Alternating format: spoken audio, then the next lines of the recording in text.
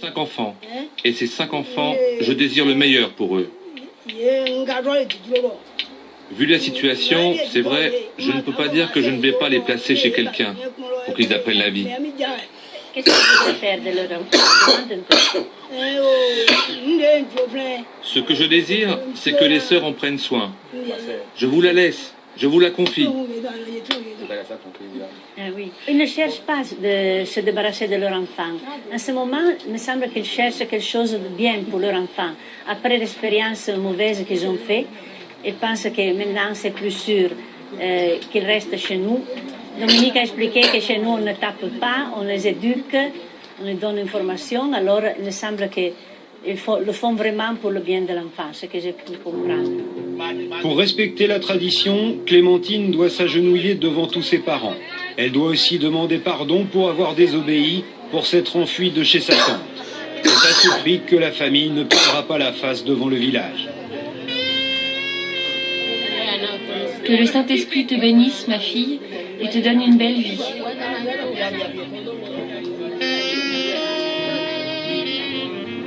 La fin de mon enquête.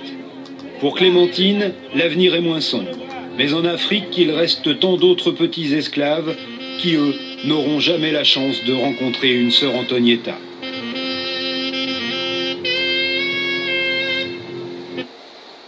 Voilà.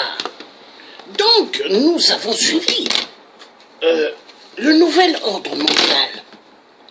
Le nouvel ordre mondial utilise les enfants.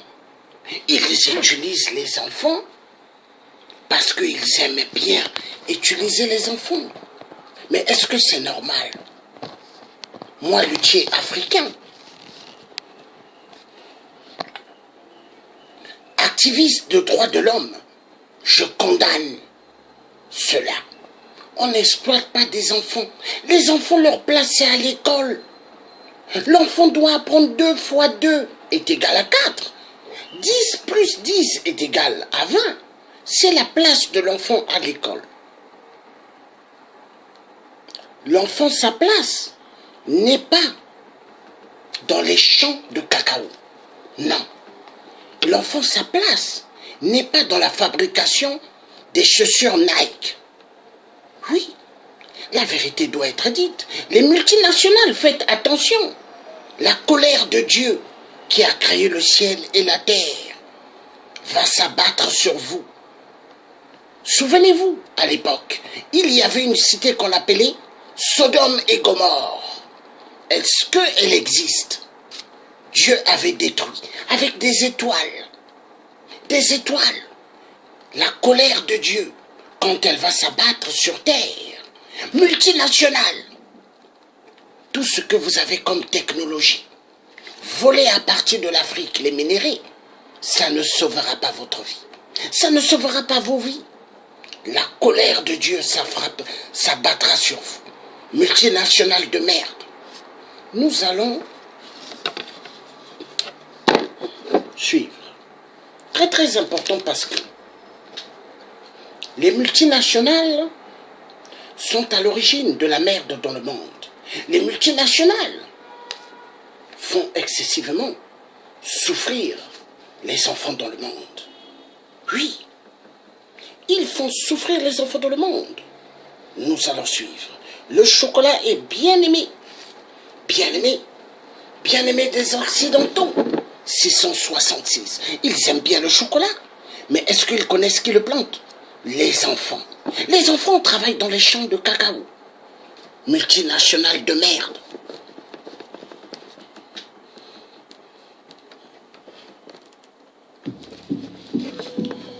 La plupart des gens aiment le chocolat. La moitié du cacao produit dans le monde est consommé par les Européens, soit 1 500 000 tonnes par an, ce qui représente 15 milliards de tablettes de chocolat.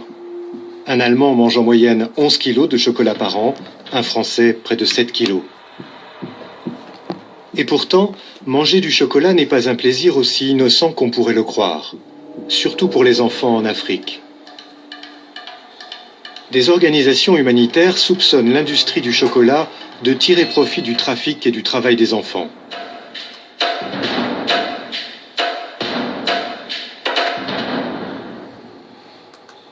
Je veux savoir si ces soupçons sont fondés. Je m'appelle Miki Mistrati.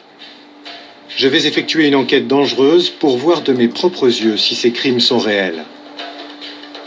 Existe-t-il des enfants esclaves dans les plantations de cacao?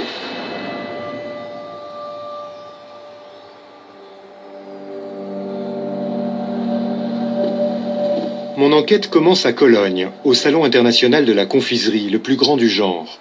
Chaque année, les fabricants de chocolat s'y réunissent pour promouvoir leurs produits.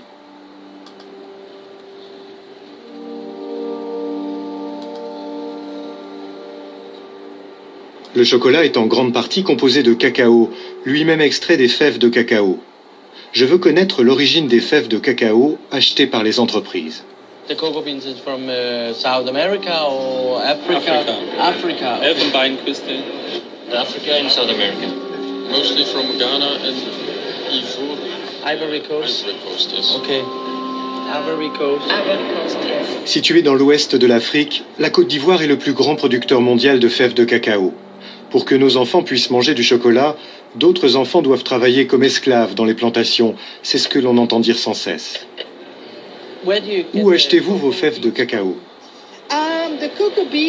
Les fèves de cacao proviennent de différentes régions du monde, mais essentiellement d'Afrique, de Côte d'Ivoire et du Ghana. Savez-vous d'où elles viennent exactement en Côte d'Ivoire? Oui, notre système de traçabilité nous permet de remonter jusqu'aux fabricants de chocolat en Belgique, Barry Callebaut, Cargill et Belcolade.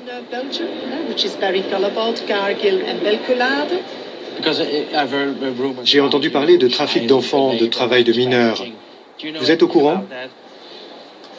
Je crois que vous devriez poser ces questions aux gens de Barry Callebaut. Ils ont mis en place des procédures précises et ils travaillent avec les coopératives de ces régions où les producteurs de fèves de cacao sont payés convenablement. Très bien. L'entreprise suisse Barry Callebaut est le plus grand fournisseur de cacao de l'industrie chocolatière. La plupart des fèves proviennent de Côte d'Ivoire. Vous avez combien d'employés en Côte d'Ivoire? En Côte d'Ivoire, je ne sais pas exactement. Nous avons 1 millier d'employés qui travaillent dans les pays producteurs, sur 7500 collaborateurs. Que pensez-vous des rumeurs concernant le trafic et le travail d'enfants? Est-ce que le trafic d'enfants existe en Côte d'Ivoire?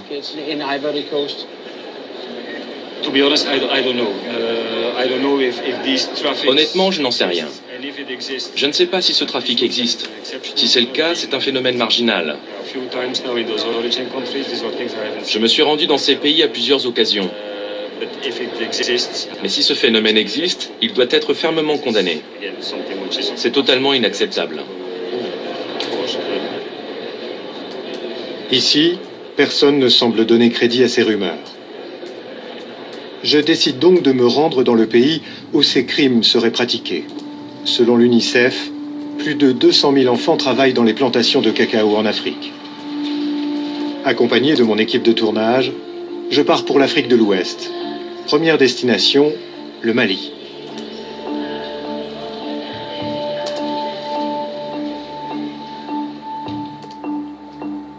Il existerait un trafic d'enfants qui sont enlevés au Mali et revendus aux exploitants de plantations de cacao en Côte d'Ivoire. Je serais heureux de découvrir que cela est faux. Car ces crimes ne devraient plus exister. En 2001, les grands noms de l'industrie du chocolat ont signé un accord, le protocole Arkin-Engel. Cet accord a été entériné par toutes les entreprises du secteur.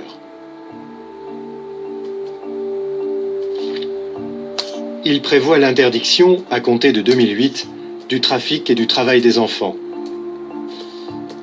L'industrie s'est donné 7 ans pour mettre en œuvre cet accord.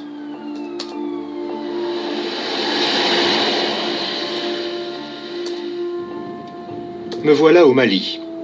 C'est l'un des pays les plus pauvres du monde. Un pays dont la population est très jeune. Sur les 13 millions d'habitants, plus de la moitié a moins de 15 ans.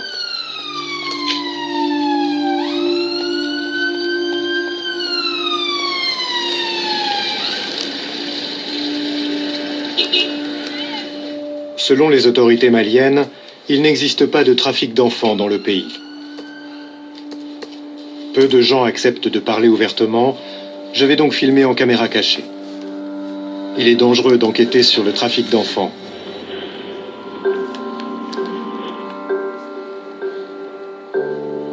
Au Mali, je dispose d'un informateur précieux, Youchao Traoré. Il dirige un petit hôpital et une école pour les plus démunis. Le sort des enfants lui tient très à cœur.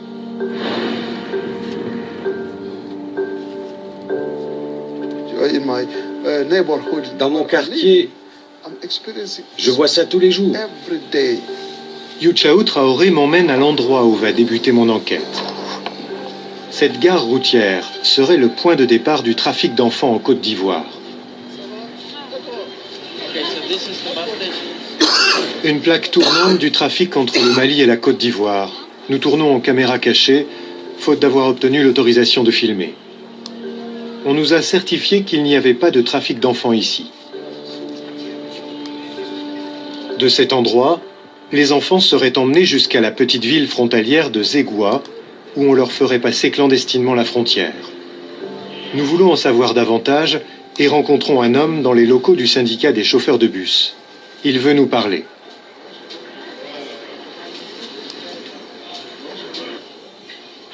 Que savez-vous du trafic d'enfants?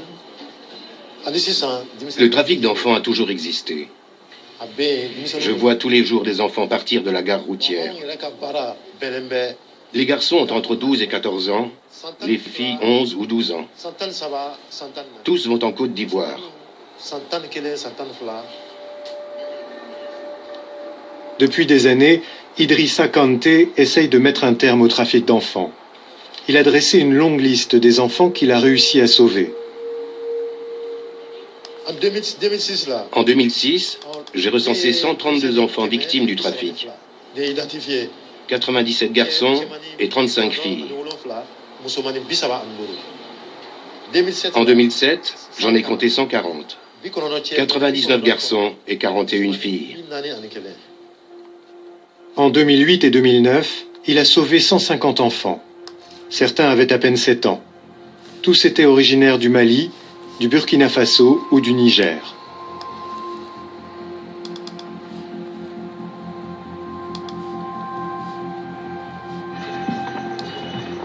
Le chauffeur nous indique où trouver les transporteurs qui vendent les billets de bus aux trafiquants d'enfants. Nous tentons d'interroger l'un de ces transporteurs. Il sait comment fonctionne le trafic d'enfants, mais refuse de parler ouvertement devant une caméra. Nous le filmons donc en caméra cachée.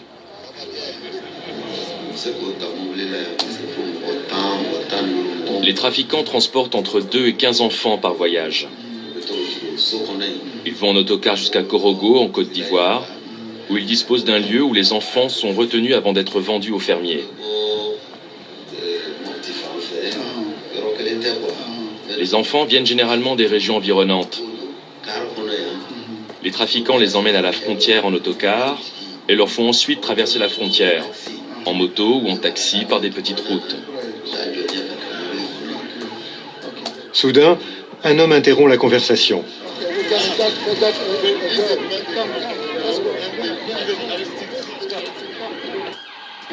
L'homme a vu une trafiquante mettre une jeune fille dans un bus. Lorsque nous nous approchons, la femme a disparu.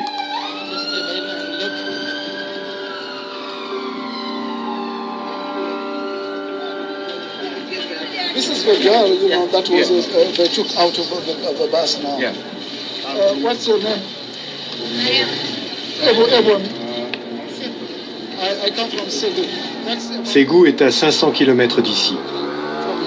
But why is she here?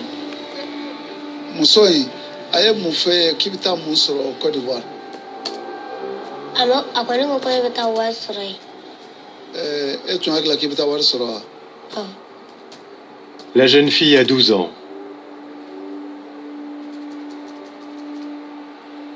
Elle aurait dû travailler à Bouaké, dans une région qui compte de nombreuses plantations de cacao.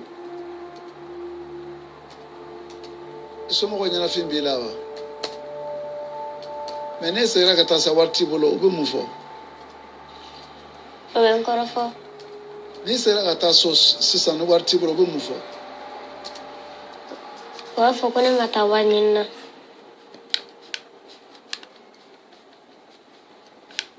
N'i taara yen nɔ u bɛɛ bɛ mɔgɔ kan k'i nɛni k'i bugɔ dɔw b'i kun tigɛ yɛrɛ o de bɛ yen nɔ u b'aw nɛgɛ k'a fɔ k'u bɛ taa wari dɔn u tɛ wari d'aw ma dɛ u bɛ taa i bɛ san caman kɛ baara kɛ fo sɔrɔ.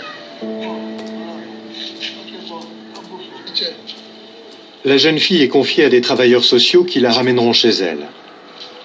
Yu Chao est effondré. Notre enquête vient à peine de commencer et déjà, nous rencontrons une enfant destinée à être vendue.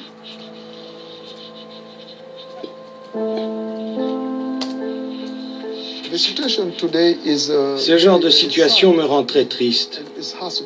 Ça me brise le cœur. Ce n'est pas la première fois que je vois ça. J'ai déjà vécu ça très souvent. Ça me rend malade et j'en pleure.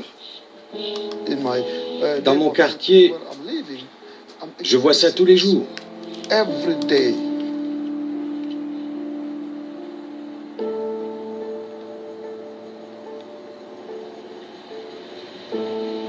Je poursuis ma route, direction Zégua, une petite ville frontalière. En chemin, je m'arrête dans un village de 500 âmes.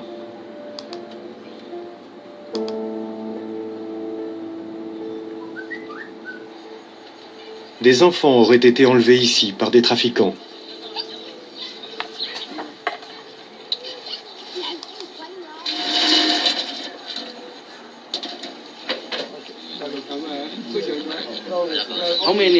Combien d'enfants ont quitté le village pour aller en Côte d'Ivoire?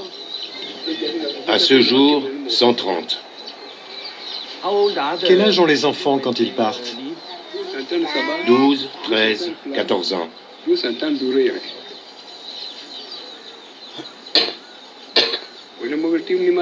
Il rencontre un type en voiture sur la route. S'il peut les prendre, il le fera. Les planteurs viennent souvent dans le village et enlèvent les enfants à l'insu des parents.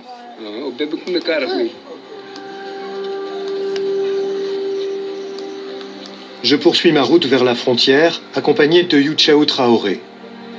Nous nous faisons passer pour des membres d'une organisation humanitaire, car les journalistes ne sont pas bien vus. À Zégua, nous rencontrons le propriétaire d'un restaurant qui a été témoin du trafic d'enfants. Est-ce que ce genre de trafic a lieu tous les jours à partir d'ici? Il y a des jours pires que les autres. Mais ils enlèvent des enfants tous les jours. Quand les autocars arrivent à la gare routière, les enfants descendent rapidement et continuent en mototaxi. Ça se passe très vite, parce qu'ils ont peur de la police. Moussa Koulibaly a contacté pour nous un trafiquant d'enfants. Il arrive 1 heure plus tard et accepte de se laisser filmer à condition de garder l'anonymat. Le trafic d'enfants à la frontière n'est pas le fait d'un seul homme. Un type les amène à la frontière, un second les fait passer et un troisième les réceptionne. Tout le monde est dans le coup. Si les gens vous disent qu'ils ne font pas de trafic d'enfants, ils mentent.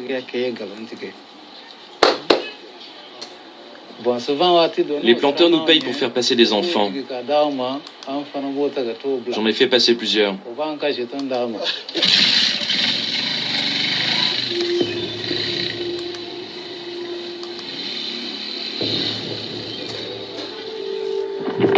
Il nous explique que les enfants sont emmenés depuis la gare routière de l'autre côté de la frontière.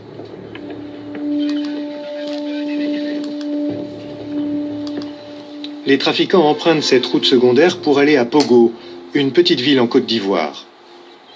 Nous retournons à Zégua pour attendre le prochain bus.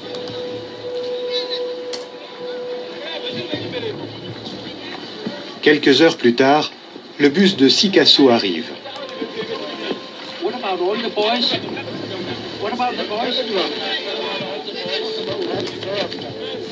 Les enfants profitent de l'agitation autour du bus pour s'enfuir. Mais les trafiquants les poursuivent sur leur vélomoteur.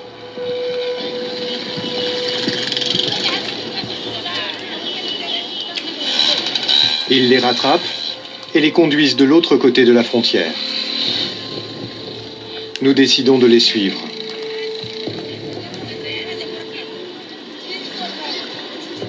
Okay, we take a motorbike right now. Okay. You need money here? Oui, trouvez-moi une moto. Quick. Nous suivons les trafiquants sur une route secondaire. Après avoir franchi la frontière, nous arrivons dans la petite ville de Pogo. Nous partons à la recherche des trafiquants et des enfants.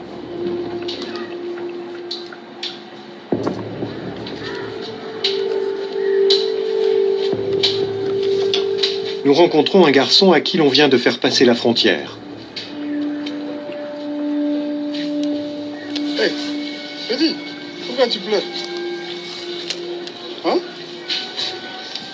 Pourquoi tu pleures? Hein? Hein? Ali et Johnny. Hein? Ah. Ah. Ode? Ika munelo. Amara. Eh, Malia. Amara.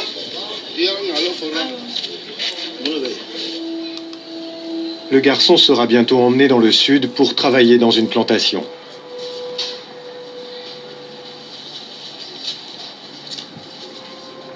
Nous voulons quitter rapidement Pogo et le nord de la Côte d'Ivoire. La région est dangereuse car elle est sous le contrôle de milices armées qui opèrent avec les trafiquants d'enfants.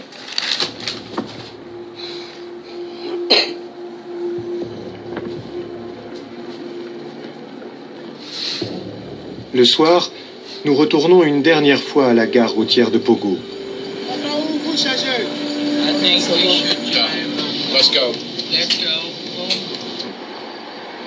Les gens commencent à se méfier de nous. Il est vraiment dangereux d'enquêter sur l'industrie du cacao. En avril 2004, le journaliste canadien Guy-André Kiefer a été enlevé en Côte d'Ivoire. Il préparait un reportage sur la corruption et le blanchiment d'argent par le gouvernement dans le cadre du commerce de cacao.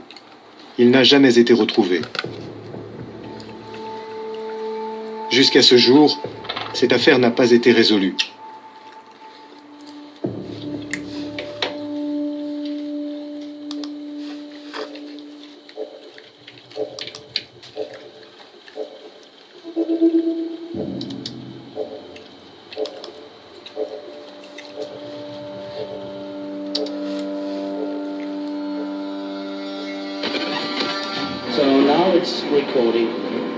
À l'hôtel, avec l'aide de mes deux nouveaux assistants, je m'entraîne à utiliser une caméra cachée.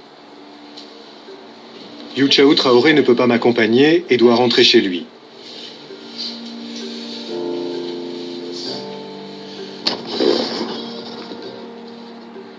Nous nous répartissons les tâches. Mes camarades vont aller vers les plantations par la route.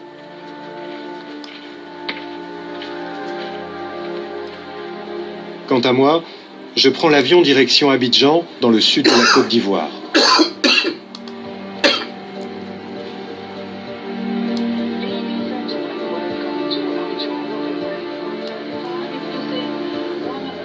Abidjan est une ville de plusieurs millions d'habitants, dotée d'un grand port. C'est de là que part le cacao. Toutes les grandes firmes du chocolat comme Nestlé, Cargill, ADM et Barry Callebaut sont implantées ici.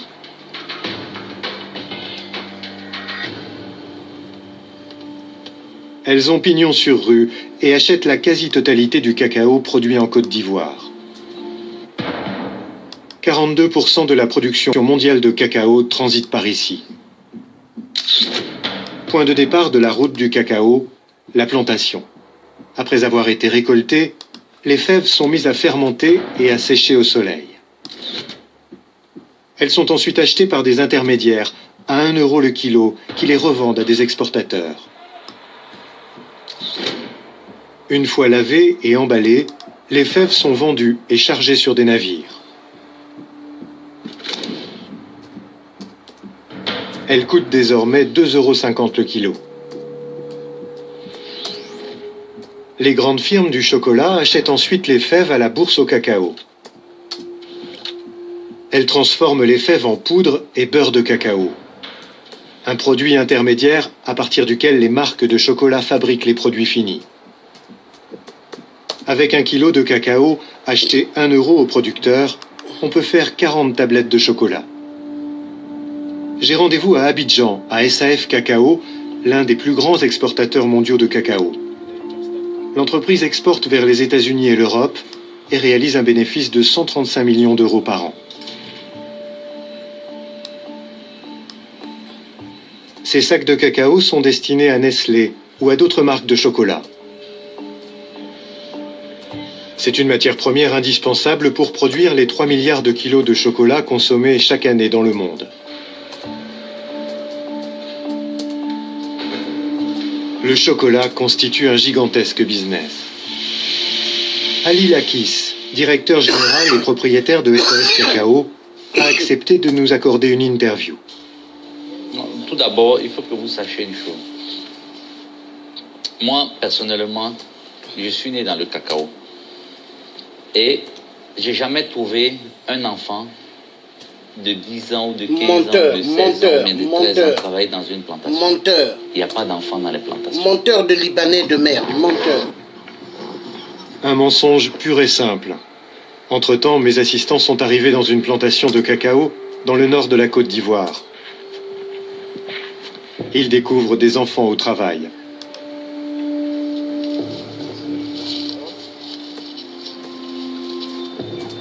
Ce sont de jeunes garçons.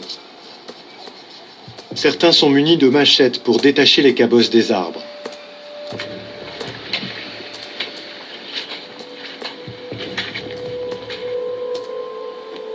Je peux rassurer le monde entier. Le monde entier. Ce n'est pas seulement l'Amérique ou l'Europe. Aujourd'hui, la Côte d'Ivoire est un pays où il n'y a pas des enfants esclaves dans les plantations. Il n'y a pas des enfants qui travaillent dans les plantations. On a vérifié, on a mis des comités en place pour suivre et jusqu'à aujourd'hui, on n'a pas eu un seul rapport qui nous dit qu'il y a des enfants esclaves. Et même dans les frontières. Vous ne croyez pas que des enfants du Mali et du Burkina Faso sont emmenés en Côte d'Ivoire pour travailler dans les plantations? Non, non, non, non, non. Nous sommes premiers producteurs de cacao. Nous sommes premiers producteurs de cacao et si on n'achète plus le cacao, vous savez un peu que c'est quel désastre ça va créer au monde. Donc aujourd'hui, il ne faut pas jouer avec ces mots-là. Je pense qu'on a les preuves, on peut venir voir. Il n'y a pas des enfants esclaves dans les plantations. Ali Lakis nous a menti, par peur de perdre une affaire juteuse de plusieurs millions. Il aurait été naïf de penser qu'il nous dirait la vérité, alors qu'il profite lui-même du travail des enfants. Mais il serait tout aussi naïf de croire qu'il est facile de dissimuler la vérité. Je retourne dans le centre d'Abidjan.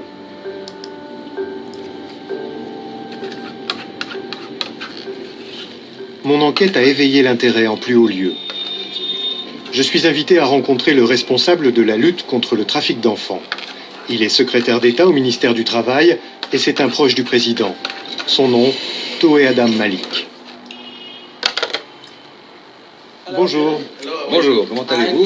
Très bien, merci. Enchanté. Très heureux. Quel est le but de votre visite?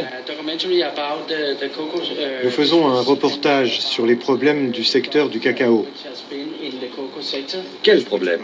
Enfin, quel problème en particulier? Quel problème? Les enfants. Le travail des enfants. Oui. Que savez-vous de ce problème? C'est un problème qui n'existe plus. Nous savons ce qui se passait, nous avons pris des mesures. Ce n'est plus un problème. Passons dans mon bureau. Monsieur. On est mieux assis. Je me suis rendu dans le nord de la Côte d'Ivoire, près de Zégua. Là-bas, les trafiquants font passer des enfants. Ils leur font passer la frontière en empruntant les petites routes. Honnêtement, entre vous et moi, la récolte du cacao commence en octobre et finit en mars. Si vous voyez des gens arriver en Côte d'Ivoire en juillet, en septembre ou en octobre, ce n'est pas pour le cacao. Il n'y a pas de travail dans les plantations. À cette période, les gens viennent en Côte d'Ivoire pour passer des vacances. C'est comme des colonies de vacances. Pour les gens qui viennent de ces pays, la Côte d'Ivoire est une destination de vacances. Nous allons passer nos vacances en France ou aux États-Unis. Eux, ils viennent passer leurs vacances en Côte d'Ivoire. Quand vous voyez un autobus avec 20 enfants, vous imaginez qu'ils vont travailler sur une plantation. Mais de juillet à septembre, il n'y a pas de travail. Et en avril? En avril, c'est autre chose. Mais c'est en avril que je les ai vus. Oui, en avril, nous essayons de les arrêter. Les gens essaient de passer. Ils tentent de venir travailler ici. Mais il faut que vous sachiez que c'est contraire à nos lois. Le trafic et le travail d'enfants sont contraires aux lois de Côte d'Ivoire. C'est interdit. Très bien. Je vous remercie de m'avoir reçu. Tout le plaisir était pour moi. Merci beaucoup. La Côte d'Ivoire figure parmi les signataires du protocole Arkin-Engel, dont l'objectif est de mettre un terme au travail des enfants. C'est la saison des récoltes. Je veux me rendre dans une plantation pour voir de mes yeux ce qui s'y passe. Je choisis une plantation au hasard. Elle est située dans une région qui fournit des fèves à SAF Cacao. Après plusieurs heures de route sur des chemins poussiéreux, nous atteignons la plantation et continuons à pied. Nous ignorons ce qui nous attend.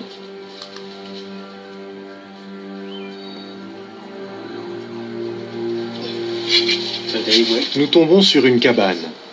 Autour d'elle, plusieurs hommes et 4 jeunes garçons munis de machettes.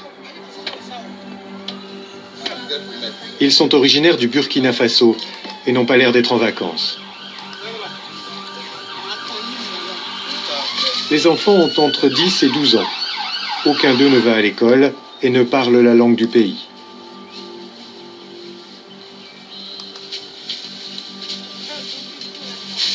Il est évident qu'ils travaillent ici.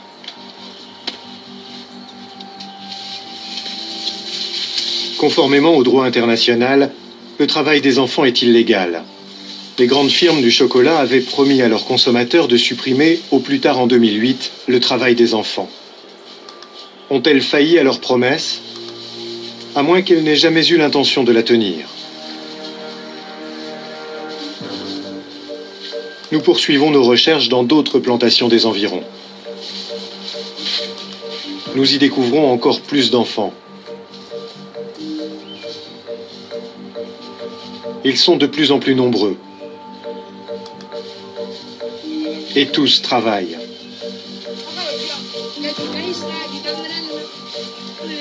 Les belles paroles du patron de SAF Cacao et du haut fonctionnaire n'étaient que mensonges.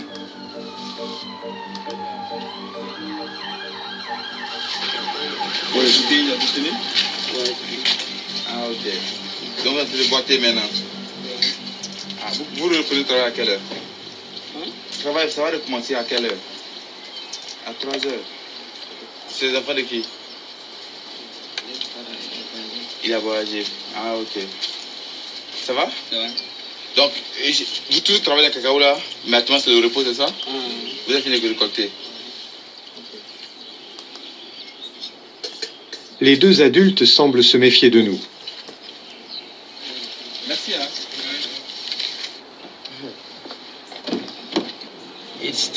Il est difficile de savoir s'ils disent la vérité. Certains d'entre eux semblent être informés du problème du travail des enfants. On peut parler de ce sujet, mais quand il voit un blanc poser des questions, il se méfie.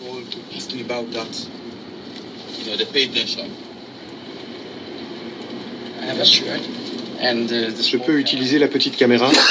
Oui. Je décide de tourner en caméra cachée pour en apprendre davantage. Il nous faut des preuves. Comment fonctionne le système? Comment les propriétaires des plantations se procurent-ils des enfants?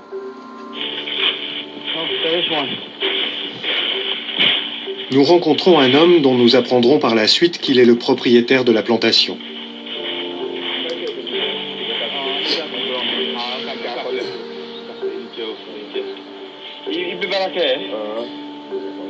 Demande si on veut avoir des enfants qui viennent travailler dans notre plantation ici, qu'est-ce qu'on doit faire? Allez, il faut que je me moto. Nous avons créé quoi de mon affaire, ça va aller faire. Il y a tout à fait. C'est combien? Si on doit faire venir quelqu'un là, au Burkina vient travailler, combien?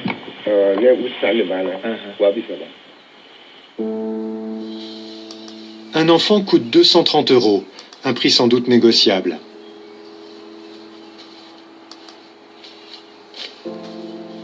Cette somme sert à financer le voyage de l'enfant jusqu'à la plantation. En contrepartie, on peut l'exploiter à volonté. Il suffit d'acheter un enfant qui ne sera pas rémunéré pour son travail. Devant nous, des enfants esclaves récoltent des fèves de cacao. Il arrive que des enfants parviennent à s'enfuir des plantations. Nous rencontrons 2 garçons maliens. Ils ont travaillé comme esclaves dans une plantation en Côte d'Ivoire. Tu voulais aller travailler sur une plantation de cacao? Non, le trafiquant m'a menti pour que je le suive. Si on est trop lent, si on refuse de travailler, on est battu. Il y avait beaucoup d'enfants. Nous avons tous essayé de nous échapper. Les planteurs nous ont pris en chasse. Nous nous sommes cachés toute la nuit. Le lendemain, un homme nous a découverts et nous a aidés à rentrer chez nous. Il n'y a pas de doute, le trafic et le travail des enfants continuent à être monnaie courante en Côte d'Ivoire, dans les plantations de cacao. Et cela, malgré l'accord signé en 2001 par les magnats internationaux du chocolat, dans lequel ils s'engageaient à mettre fin au travail des enfants. Je décide d'aller voir les firmes qui achètent du cacao ici. Que diront-elles lorsqu'elles seront confrontées aux preuves? Prendront-elles les mesures nécessaires pour arrêter le travail des enfants? Au cours de mes recherches, j'apprends qu'Interpol, l'Organisation internationale de police criminelle, a mené une action contre l'esclavage des enfants. Peu avant mon arrivée, Interpol a organisé une vaste opération dans les plantations de cacao de l'est du pays. Je me rends au bureau d'Interpol à Abidjan. Hello, mister.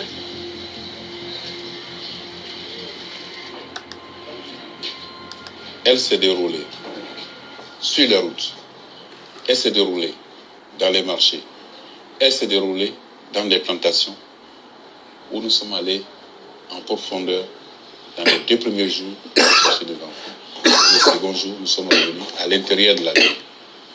Mais bien évidemment, quand on était au dernier jour, les gens se sont rendus compte que la police était présente. Ils ont commencé à cacher des enfants. Donc les enfants, on les cachait dans les maisons. Et puisqu'on n'avait pas accès aux maisons. Combien d'enfants ont été sauvés grâce à l'opération BIA? Au total, nous avons eu à intercepter 65 enfants. Les 65 enfants, nous les avons remis à la structure chargée de l'audition des enfants. Ce sont des spécialistes d'assistance sociale, des assistants sociaux. Donc c'est eux qui ont fait l'écoute des enfants. Henri Blémin nous montre le rapport d'Interpol. Celui-ci atteste que les enfants sont originaires du Mali, du Burkina Faso, du Niger, du Nigeria, du Togo et du Bénin. Nous avons effectivement interpellé des trafiquants. Ils étaient au nombre de 8. On les a auditionnés. Étiez-vous surpris de trouver des enfants travaillant dans les plantations? Surpris? Non. Au total, 65 enfants, dont certains souffrent de carences alimentaires et de problèmes liés à l'emploi de pesticides. Les fabricants de chocolat ne devraient-ils pas être au courant de ces pratiques alors qu'ils emploient des centaines de personnes en Côte d'Ivoire? Thank you.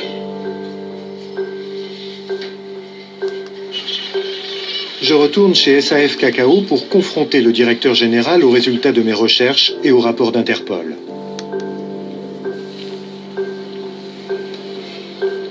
Si Interpol, une organisation internationale de police reconnue, a libéré des enfants esclaves dans les plantations de cacao, qui osera encore nier l'existence du travail des enfants?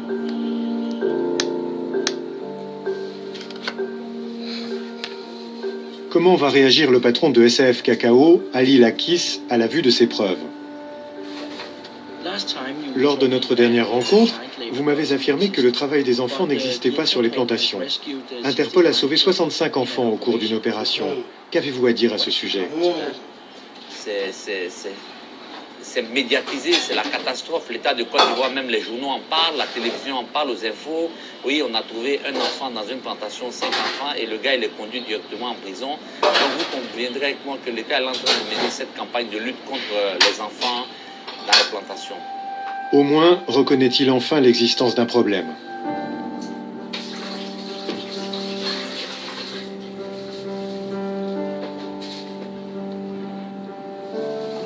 Je retourne en Europe avec les résultats de mon enquête au Mali et en Côte d'Ivoire. Direction Genève en Suisse.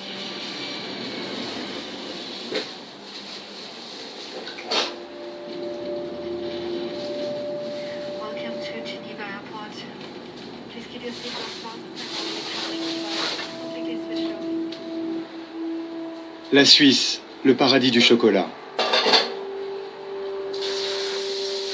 Genève est le siège de nombreuses institutions internationales, comme l'OIT, l'Organisation internationale du travail, une institution qui dépend des Nations unies. Son objectif, lutter contre le trafic et le travail des enfants. L'OIT fait partie des signataires du protocole Arkin-Engel, dont le but est de mettre fin au travail des enfants dans les plantations de cacao. Un accord dont nous savons désormais qu'il n'est pas respecté. Bonjour. Bonjour. Miki Mistrati. Franck Hageman, enchanté.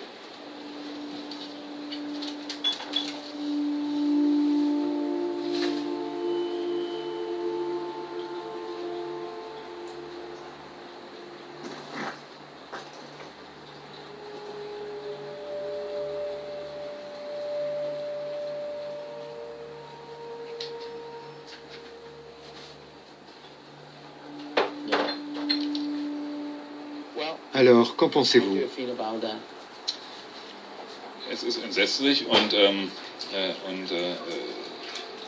C'est scandaleux de voir de telles choses en 2010. Et c'est encore pire quand les responsables nient les faits, surtout lorsqu'il s'agit de représentants du gouvernement.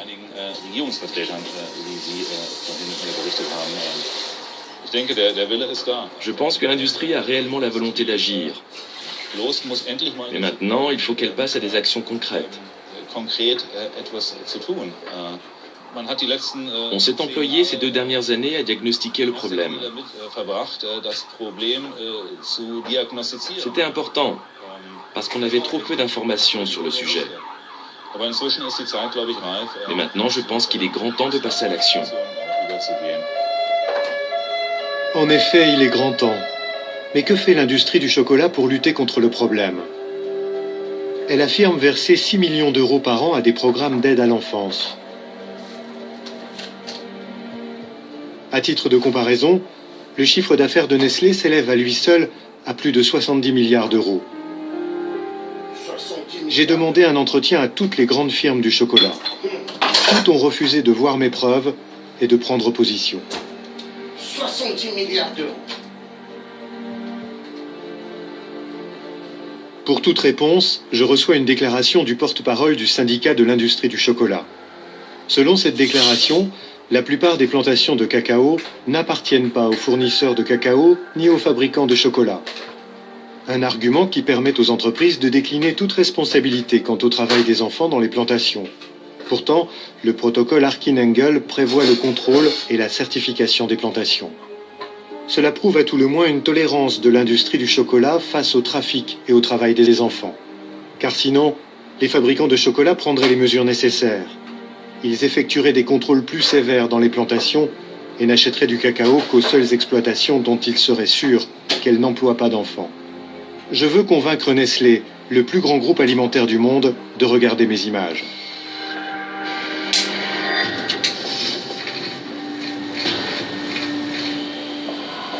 Cela fait plus de 50 ans que Nestlé fait des affaires en Côte d'Ivoire. Nous nous sommes installés devant les bureaux de Nestlé, hors du périmètre de l'entreprise. Conformément au droit international, le travail des enfants est illégal. Les grandes firmes du chocolat avaient promis à leurs consommateurs de supprimer, au plus tard en 2008, le travail des enfants. Ont-elles failli à leurs promesses? À moins qu'elles n'aient jamais eu l'intention de la tenir. Je ne serais pas surpris que Nestlé soit parfaitement au courant de ce qui se passe dans les plantations. Mais je veux que les collaborateurs de Nestlé sachent comment est cultivé leur cacao.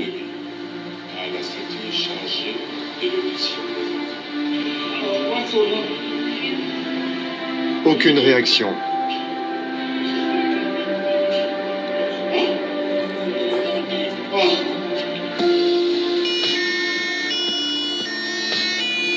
Si ce n'est celle de la police suisse.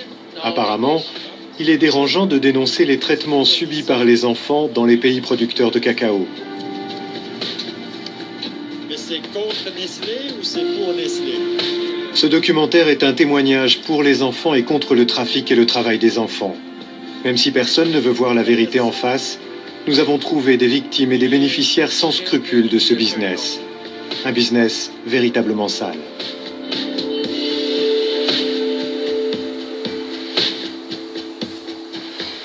Voilà.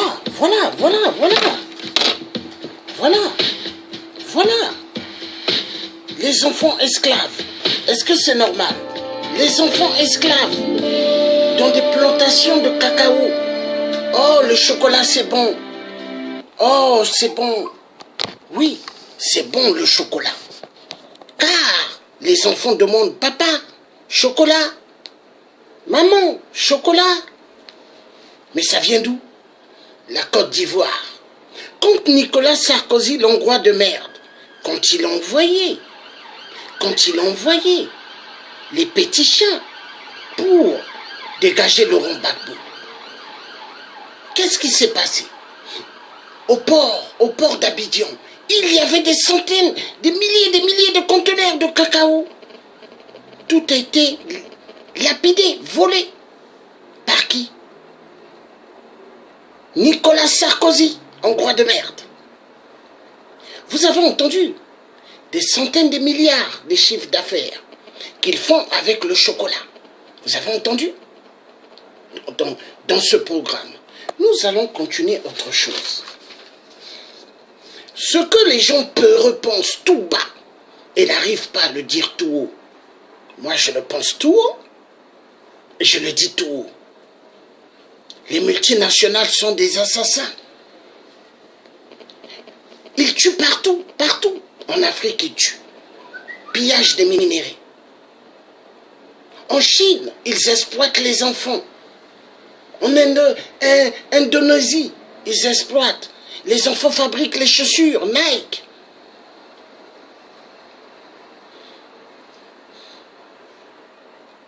Oui. La vérité doit être dite. Là, nous allons suivre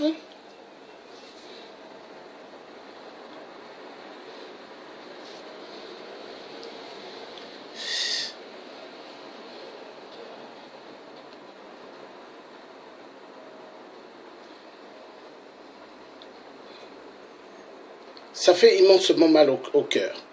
Très mal au cœur. Pourquoi exploiter les enfants? Travail des enfants dans les mines. En Philippines, les enfants dans les mines. On va suivre ça. Oh là là là là là là. Les multinationales. Des gens excessivement dangereux. C'est parti.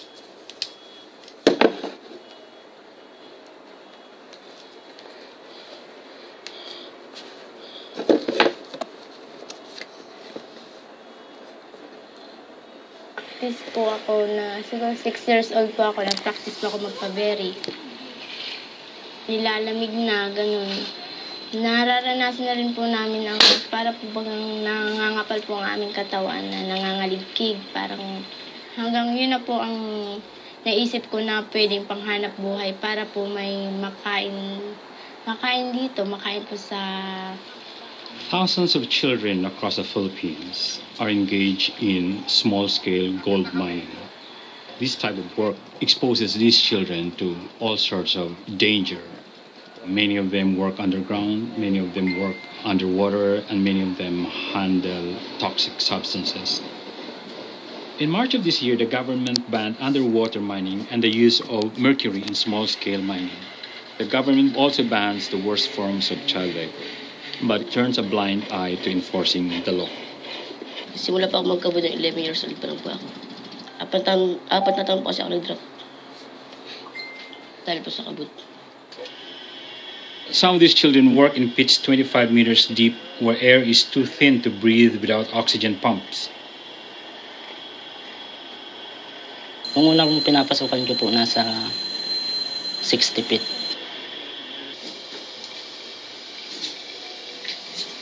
Ang ano lang po doon, may blower para hindi malason yung tao sa ilalim.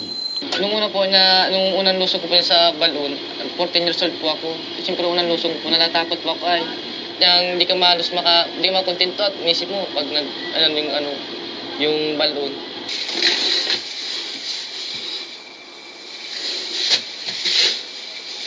Siyempre, nakatakot baga po. Tapos pa nag-aharap ka sa ilalim, kakakano rin yung mga gatak-gatak, sabi mga bato. Dapat lagi mong titignan nyo, tapos po ng timber. Para safe yung tao sa ilalim pag nalusong. Minsan po, nag-aayos kami sa ilalim, nagbababa sila ng kahoy, nakalag yung pagkatali sa kahoy, bumagsak po dun sa balon. Buti na lang po at nakatago kami, kung hindi, patay na po siguro. In September 2014, a 17-year-old boy and his adult brother died in an underground mine in Barangay Malaya. Hindi, mabaho po yun. Nagpasok po yung dalawa, kaya nalason po. Nililimas po yun, hindi pa inaanuhan ng blower, pinasok na po. Kaya po nalason. Because much of the gold deposits in the Philippines are below the water table, a unique process that is called compressor mining has evolved. This involves the use of compressors on the surface where a tube is attached, and through this tube, the miners would breathe. Most of the compressor miners are men, but some of them are children.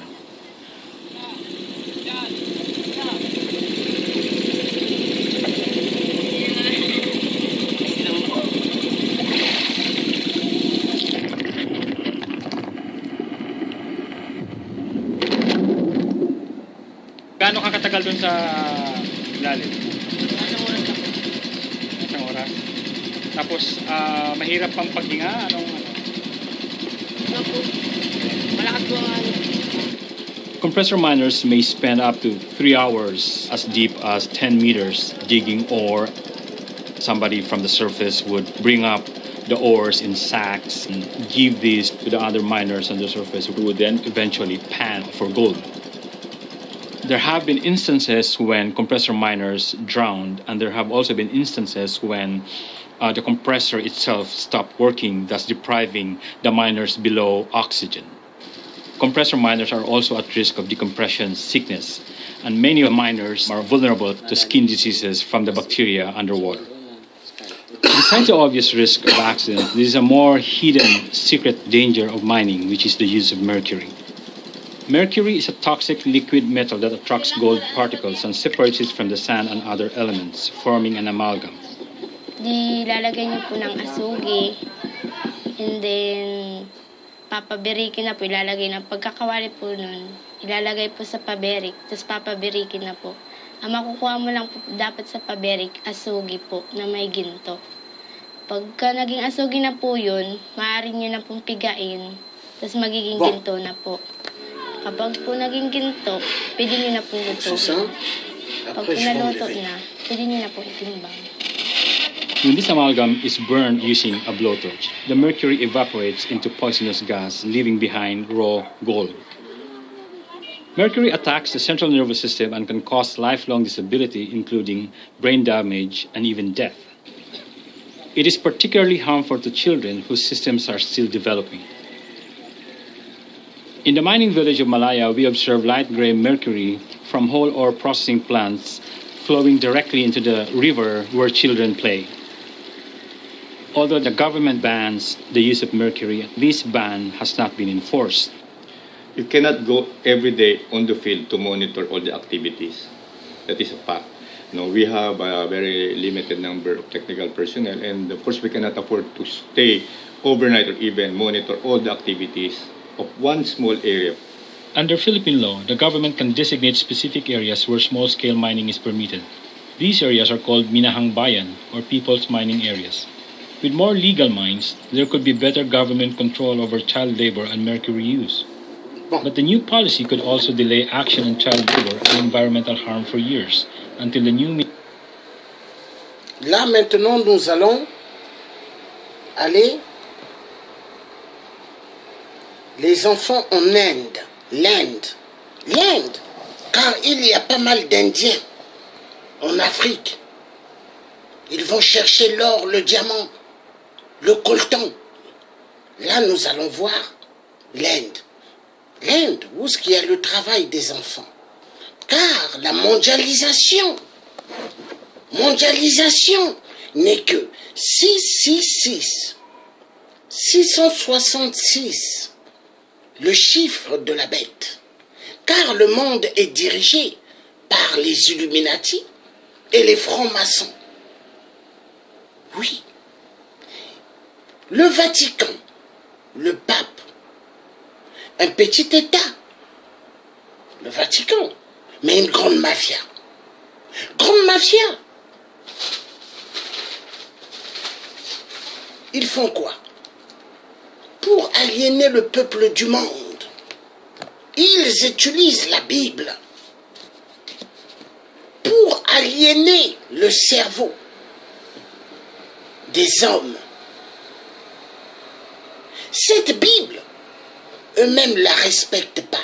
À l'époque, je voyais un feuilleton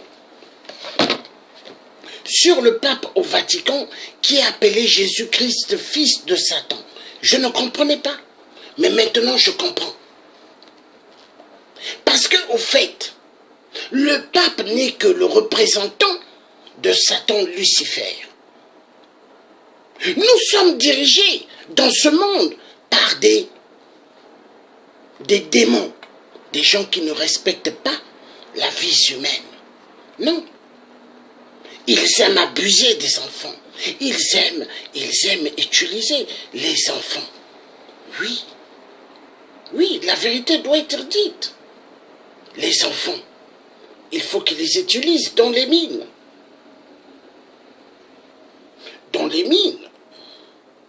Et ça leur fait plaisir. Dans pas mal de domaines, ils utilisent les enfants. Et ils aiment ça. Ils adorent. Ils adorent parce que pour eux, ils se disent patrons. Ils se disent patrons des enfants. Oui. Pour eux, ils se disent patrons des gosses. Mais est-ce qu'ils sont patrons de ces enfants? Niet. C'est des vampires. Des vampires.